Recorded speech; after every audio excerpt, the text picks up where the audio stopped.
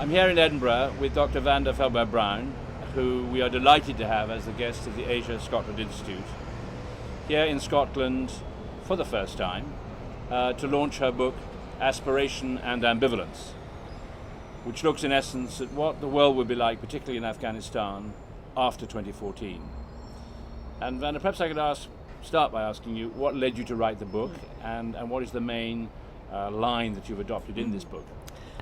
I have been studying going to Afghanistan over the past decade and have seen how the country has evolved over this past decade of very intense Western engagement, very intense engagement from other countries, from a moment of extraordinary optimism and a sense that finally Afghanistan will break out of this very difficult predicament of war, poverty, misery, oppression that it has been dealing with over the past 30 years really.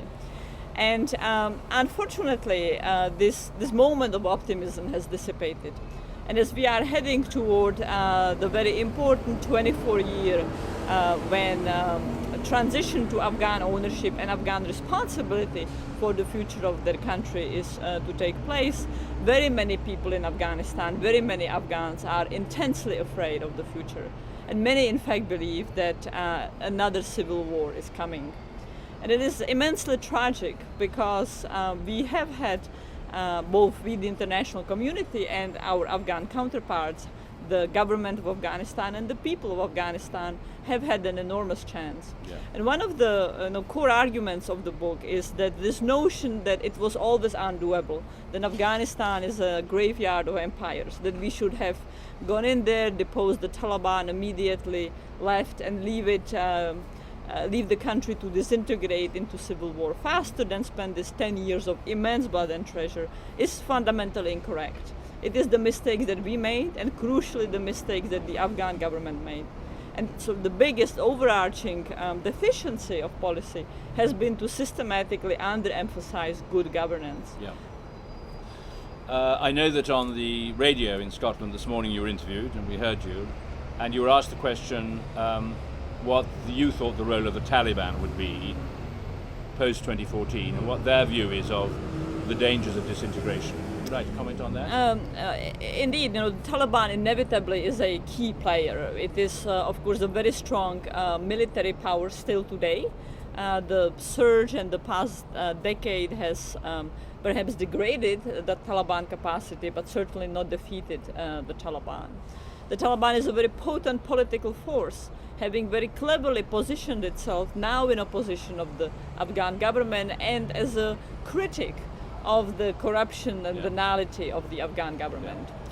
How will they behave? Who knows? That is a very difficult question. And indeed, much of international policy these days, certainly British policy, but US policy, pins its hope on negotiations with the Taliban and integrating the Taliban into a political system.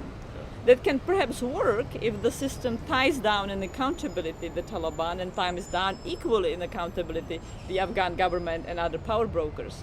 But clearly the Taliban wants to avoid a protracted civil war, but wants to avoid the war and at the same time have immense political power and immense military power. And they have been very unresponsive in engaging in meaningful negotiations. I'm sure you will be asked the question this evening here in Edinburgh. The capital of a country which has sent so many young men and women to Afghanistan, many of whom have died, and many of whom have come back with serious injuries, affecting a large number of families. Was it all worth it? I think that the cause was just and was appropriate. The interests were enormous and continue to be enormous. This is not simply about Afghanistan and terrorism threats emanating from Afghanistan, although that's critical, but it's about broader stability of a very important region. Yeah. What happens in Afghanistan affects Pakistan, a country that is hollowed out, but a country that has perhaps the greatest potential to fall into a nuclear war with India, a country that is the source of extremism affecting just the international community, but also its own people. Afghanistan affects Iran, it affects Central Asia, it affects Russia. And ultimately, once we intervened, we have responsibility for the Afghan people. The big question to me is, Is the rush out now, the desire to liquidate the war that is very strong in Washington, appropriate with the commitments that have been made, with the costs and the sacrifices that have been made? And it's a very difficult judgment call. I make the argument in Aspiration and Ambivalence that we need to continue staying engaged, that we shouldn't cut and run, that we shouldn't say no more engagement of any sort. But I also understand that a wise power needs to know when to liquidate unwise commitments.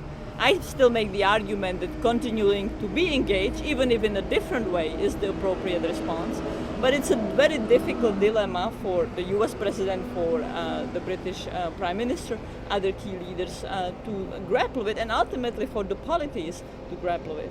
I know that people have said there are shades of Charlie Wilson's war, in the sense in the end, in that there are clearly things that need to be done that haven't been. But my last question to you comes really a week after a brutal murder in London, which has caught the headlines of a British soldier. Yes.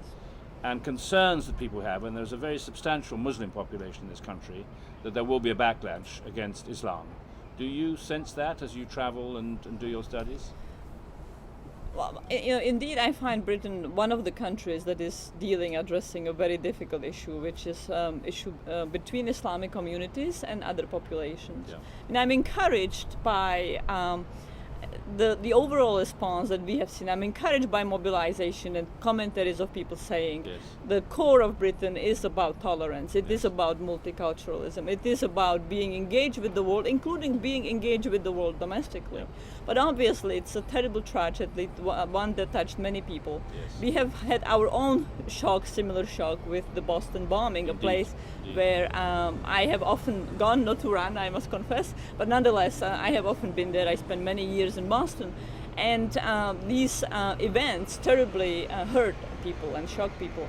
But the appropriate reaction, it seems to me, is to be true to who we are. And one of the things that I hope we Americans and our friends and colleagues and allies in Britain are is people who have values and who can rise above the immediate pain and embrace goodness. And you know what I find most encouraging about Afghanistan is that although it's a very harsh place, very brutal place, where people suffer terribly, you find, despite the harshness, despite the difficult moral codes, despite the oppression of women, despite massive ethnic tension, there is a similar desire for justice and good life and tolerance, even among the Afghan people. Well, with that thought, hopefully on a note of optimism, and again, welcome to Edinburgh. Thank you very much. The castle behind you, book in front of you, and to Vanda Felbab-Brown, we look forward very much to hearing what you have to say later this evening. Thank you very much.